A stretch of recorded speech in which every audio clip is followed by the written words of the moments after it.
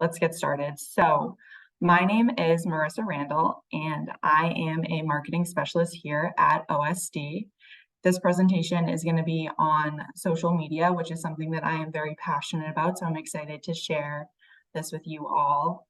It'll be on understanding social media and your roadmap to digital success. So getting right into it with the agenda, we will be talking about elevating brand awareness, cultivating community engagement, along with navigating paid and organic postings, and then generating leads with impact.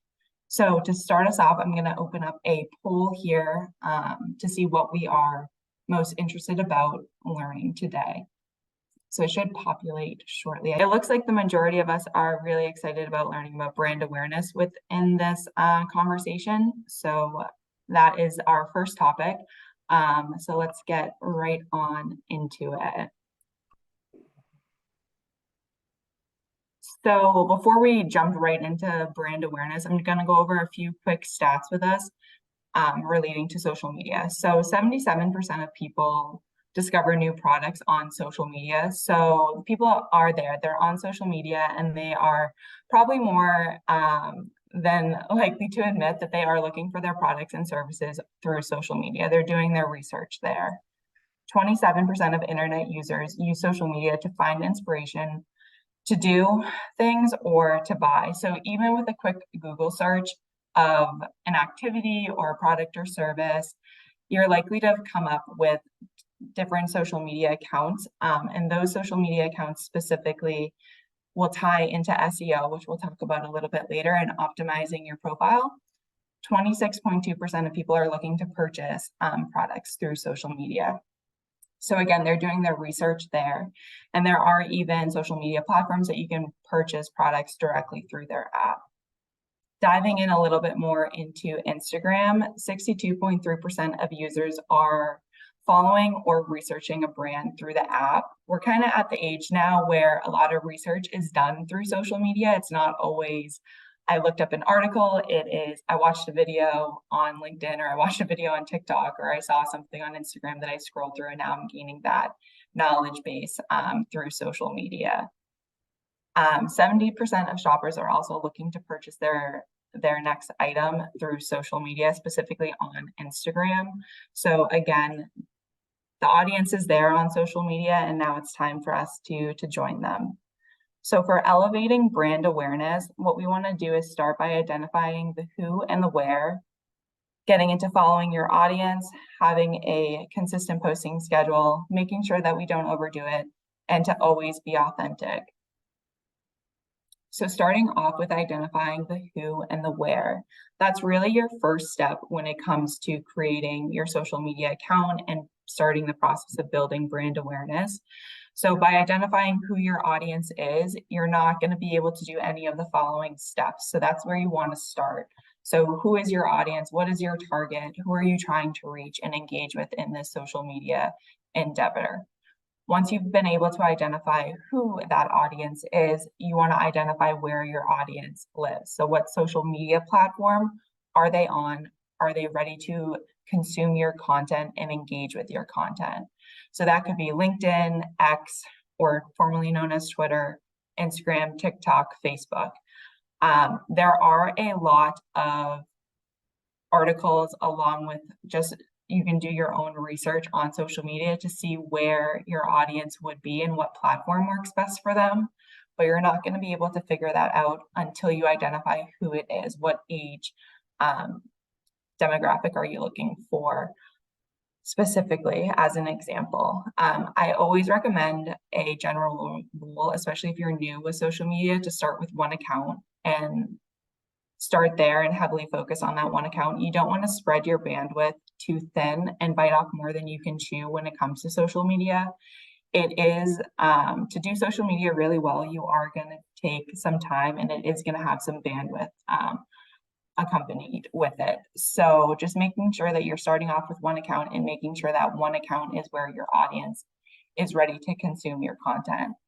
Some tips with identifying who and where is to research your competitors on, if they're already on social media, see what social media platforms they are on, see where they're performing well or maybe where they're not performing as well, and see what they're doing so that way you can kind of copy some of their ideas and start from there.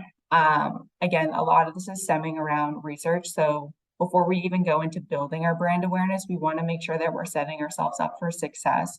And to do so, you need to do a lot of research to see where your audience is going to live, which will then lead to further value for your accounts later down the line.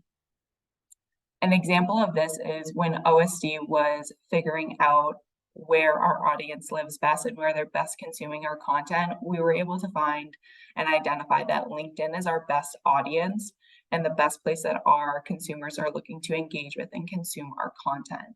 So when they get on LinkedIn, that is the type of material that they're looking to see and they're looking to read and they're looking to hear from. So that's where we found that we do our best. For following your audience, again, you're not going to be able to follow your audience unless you know who they are and where they are. And a good place to start here too is just by looking at your competitors with their research, see who they are following and who is following them, and start following those folks. You need to let your audience know that you're on social media. So by following them and requesting, they might not accept your follower request, but they might be interested in seeing that you're on social media now, and they'll return the follow. You can also start marketing this out with your other marketing materials, putting it on your website, business cards, any other marketing materials that you have. For a consistent posting schedule, this is really important to plan and have some sort of tracker for your posting. Ideally, you'd like to plan out a few months in advance, but sometimes we don't always have the bandwidth for that. And so I recommend planning out a few weeks in advance for your content. You don't ever want to be in a situation where you're kind of scrambling to get content ready to go and posted. So having something that is a clear set posting calendar is highly recommended. There are a lot of free tools for having a posting schedule and a posting calendar. That one of the ones that is free is a download from Hootsuite, and it'll populate basically an Excel file that will allow you to plan and figure out what your posting schedule is, and going from there. So your posting schedule itself will vary depending on the type of platform that you choose to identify and your industry type. So with brand awareness, you want to be posting consistently to start building your brand. And the best way for people to become aware of your brand is for you to be consistently posting. On Instagram, for example, if you're looking to grow your account, you want to be posting on your feed at least once a day and varying your content types. So it could be a reel, it could be a static post, or it could be a carousel post. You can also post, twice a day. Maybe you post one reel in the morning and then you post a static post later in the afternoon. So when you're thinking about building your account on Instagram, for example, you need to be posting consistently. And then on top of that, posting consistently on your stories where you're at least having 5 stories a day. For LinkedIn specifically, posting anywhere between 2 to 4 times a week is the standard practice. And if you are posting 4 times a week on LinkedIn, sometimes they'll offer just different activities, basically, where if you're hitting that 4 posts a week, they might promote your post a little bit more on other folks' feeds. So again, making sure that you have a plan, understanding who is going to be running your content calendar and your posting schedule is also very important. So identifying who is going to own the material. Is it going to be one person? Is it going to be a few different people? And setting the standard for your practices of how many hours a week are we going to be dedicating to social media? At what time are we going to do that? How often are we planning in advance? Those types of things. Moving into our don't overdo it and be authentic. I highly recommend, if you don't already have brand guidelines for your company, to create brand guidelines, especially in relating to social media. You want to make sure that you're consistent with your colors, with your fonts, with your tone, just making sure that what you're posting is consistent with your brand. And by having guidelines, it makes it easier to follow. So you always have something to reference. And this is also a good, best standard practice to do before you jump in and dive into creating your social media accounts, is to identify what your brand guidelines are. If you're creating a lot of posts and you're posting about creating brand awareness specifically, and your fonts are always different and your colors are always different and it doesn't always align. It's kind of a hodgepodge of ideas together. Your audience isn't going to know who you are because they're not identifying a specific color or a specific text with your company. And they might be thinking that you're having an identity crisis if you don't even know what you're doing and you don't have that follow through with your guidelines and your branding itself. So by having structured brand guidelines and a structured brand itself, you will be able to create that awareness on social media and having that shine throughout all of your postings. I recommend having primary and secondary colors as a part of your brand guidelines. So that way you have your primary colors, there's usually around 3 to 4, and then secondary colors that you can use to incorporate within your content and your graphics and any video you make as well. And then also having a vertical and horizontal logos is also very important. It's going to really depend on the type of content that you're posting, what works best. So when you're thinking about social media, you want to think about having a value add to your audience. So making sure that you're always adding value to what you're doing in the audience itself so that they want to stay engaged. Obviously, you want to be authentic. Authenticity is a huge thing in social media, especially now. You want to make sure that you are showing your honest self within that. Moving into our community engagement now. So I talked a little bit about being authentic and having that honest approach. By engaging with your audience and your community and just other accounts, you want to have that same theme throughout and also being very responsive. So engaging and interacting with your following in your comments or in your DMs. If you have a post that goes out, making sure that within that first hour, you're very responsive to anyone who comments. By doing so, you're also helping your algorithm within the social media platforms because you're commenting very quickly. They're likely going to populate it more in the feed, whether it be higher or just on other people's posts. So it's also a good standard practice to monitor your posts too for at least 24 hours if anybody is having questions about the post itself or just a general question. Also, something that is really great that you can use for engaging with your community is using interactive tools. So for example, I had a poll earlier in this presentation. It was a very low energy, but high return. So I was able to see, based on your responses, what you're most interested about in learning today. It didn't take a lot of time to create, but if you were to have a poll itself on either an Instagram story or in LinkedIn, you're asking your folks who are following you to engage with your post. And the more engagement you get on those polls, the higher the post would populate on others' feeds. Same thing with stories. If you get a lot of engagement on your Instagram poll story, especially within like the first hour, but especially like first 20 minutes, the higher your story is going to populate in the story like algorithm that orders it at the top. So next we have creating quality content. I always say quality over quantity. You want to make sure that the content that you're putting out there is of quality and it's providing value. So we're always tying back into adding a value add for our audience. You want to make sure that they want to engage with your content and stay up to date. They're getting something useful.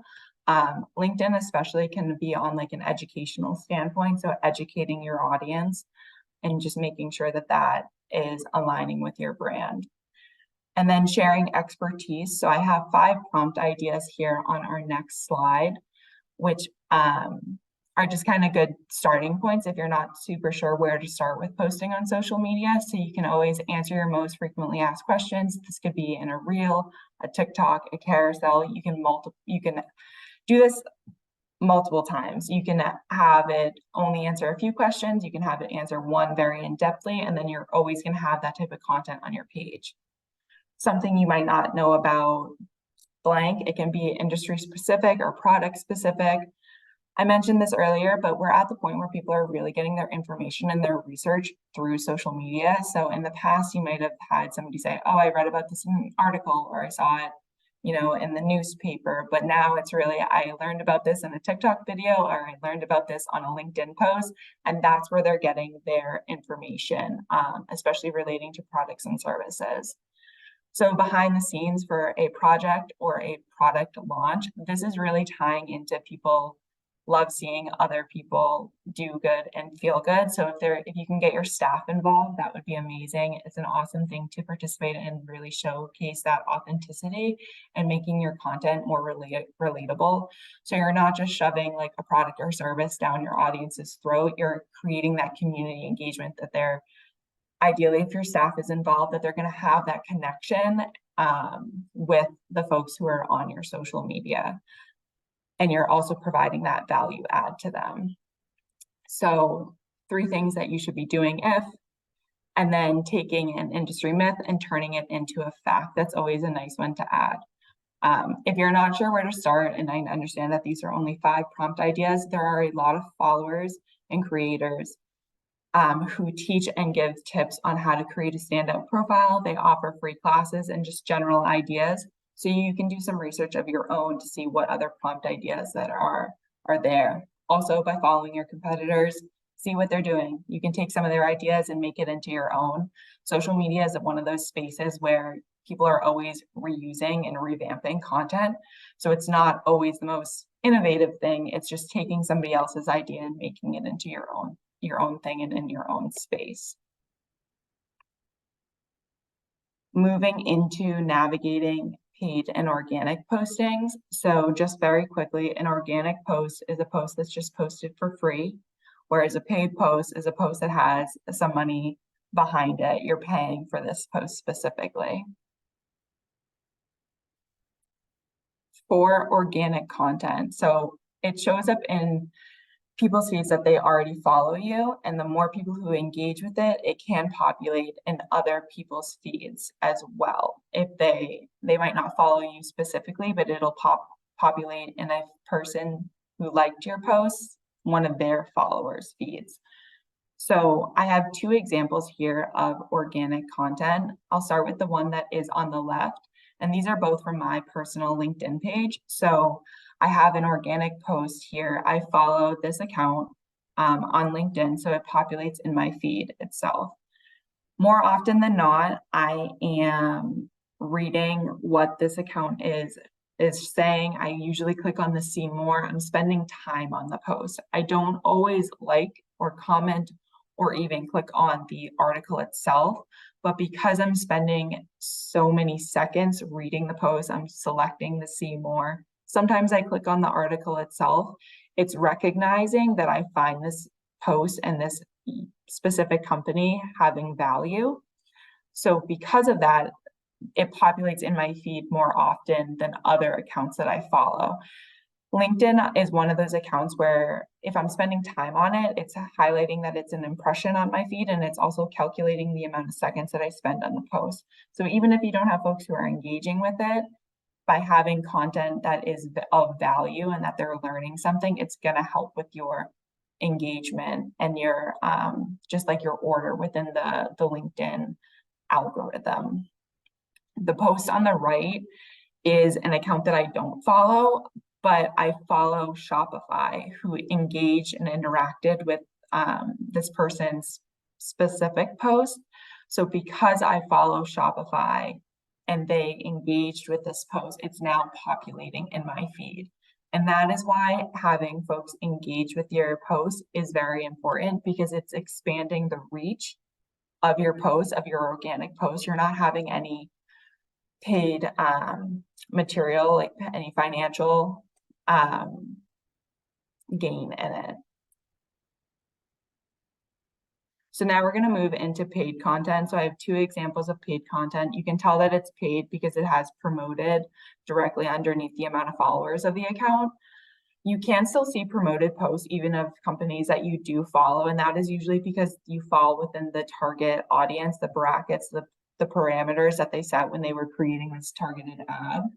And you also have a lot of flexibility when it comes to your budget for paid content. You can pay anywhere from like $5 to as high as you can imagine. So there is low cost targeted ads that you can do. And these always show up in people's feeds that you don't follow, but they're in the target audience parameters if you set them. If you're not super sure who your audience is, you don't have to set any specific parameters, but if you want to have specific parameters, you have that opportunity. You can set it between like an age bracket, a geographical standpoint. You can have it be only like 25 miles within your organization, your company. So you have a lot of flexibility with what you can do when it comes to setting your parameters for your target paid ads. Okay, so now we're going to move into generating leads with impact. So social media leads themselves are potential future customers, and they occur anytime you collect information from a social media user that allows you to follow up with them. So social media lead generation itself is the first step in social media selling. And this allows you to collect those new leads. So an example of a new lead could be gaining new followers. It could be one of your targeted ads has led to more followers.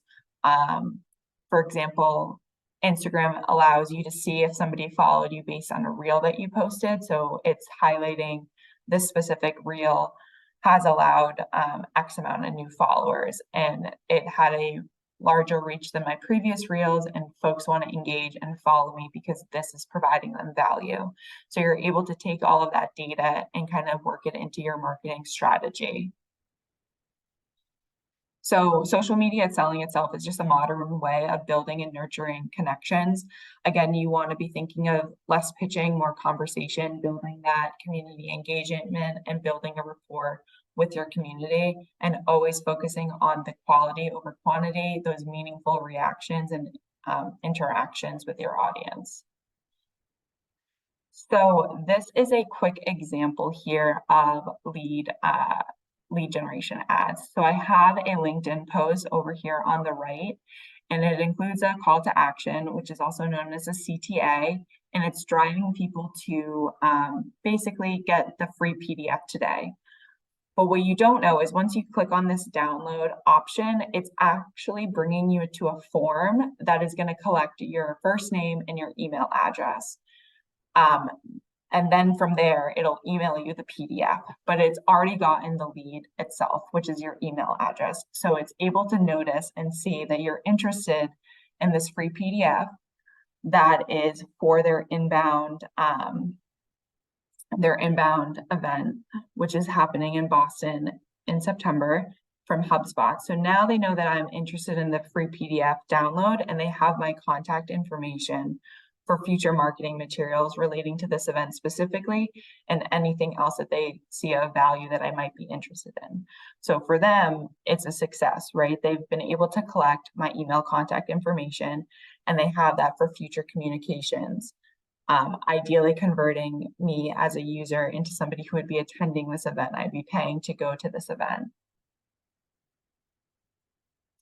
So a quick overview here. I talked a little bit about lead generation and the platform specifics for who your audience is, and just very, very fast here is if your audience is business to business, you're likely going to be best found on LinkedIn and Facebook. Whereas if you're looking for business to customer, you're more likely going to have success on TikTok, Instagram, and Facebook. But again, this is just a very, very basic structure of this. You really want to focus on doing your own research for your company and seeing where your audience lies and figuring out, what age demographic am I trying to reach? Is it millennials? Okay, awesome. Where are millennials most active on social media? Where do they look for finding value in their social media? Where do they want to consume my content?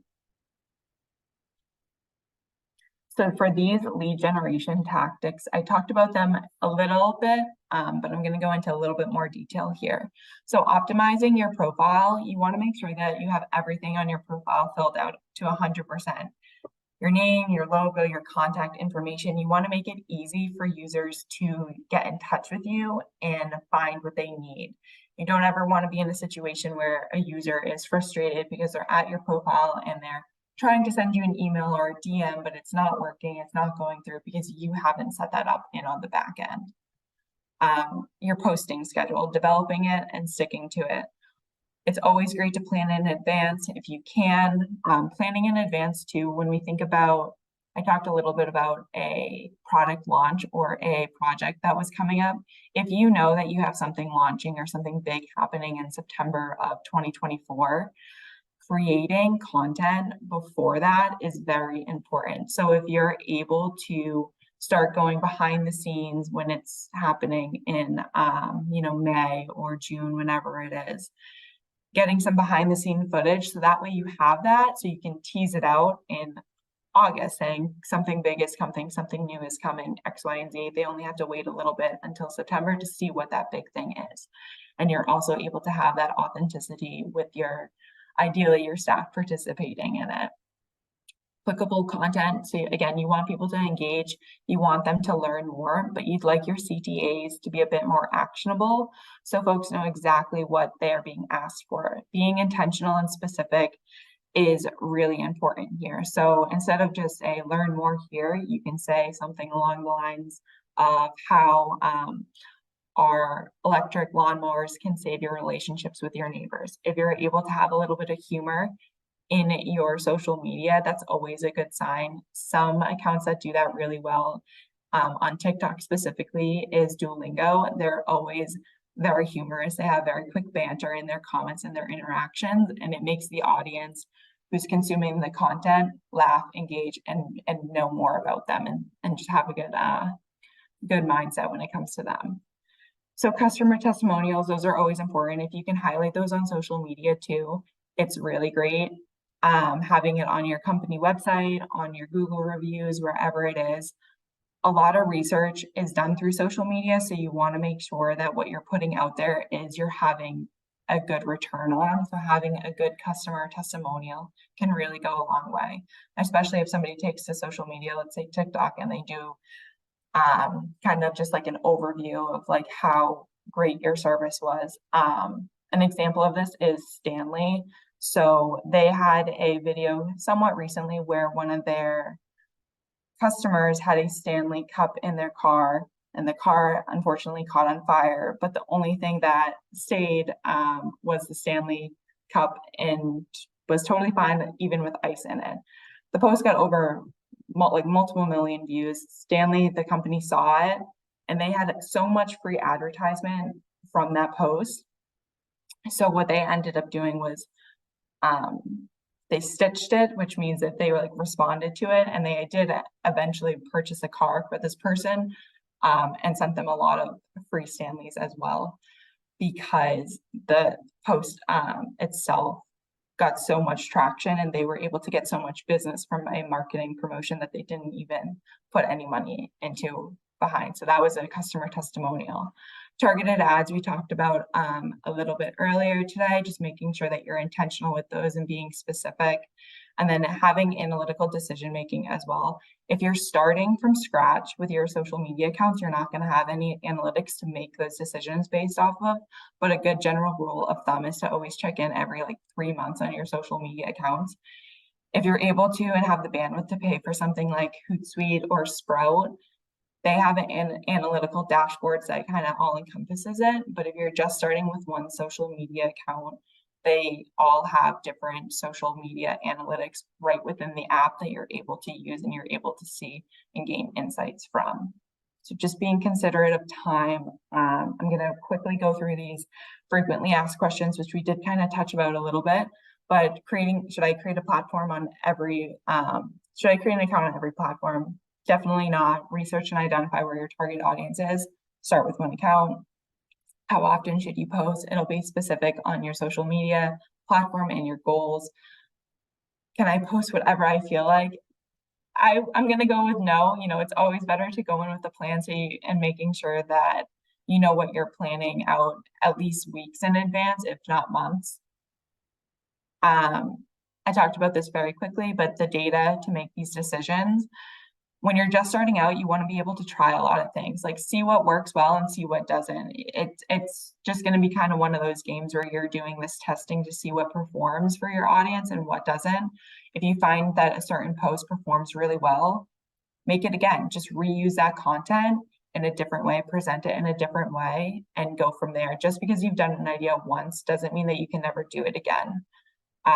This is very important for Instagram and TikTok, but using a trending audio, if you don't know where the trend originated from, you don't ever want to jump on a trend if you're unsure where it came from, just because you're not sure what it ties into, and you want to make sure that it's staying on brand with your company and your goals. So just making sure that you do some research into what those trends are before jumping into them. But if you do identify that the trend is on brand, do you want to wait to post? The answer to that is no. Trends move really quickly, so you want to post your content as quickly as the trends. You can't wait like 3 months and then post the trend. It's not going to gain as much traction. Usually trends can kind of go within like the weeks, like it can last for a week, maybe 2 weeks. So just jumping on that as quickly as possible. And that is all we have today for this social media presentation. I hope you found it all of value.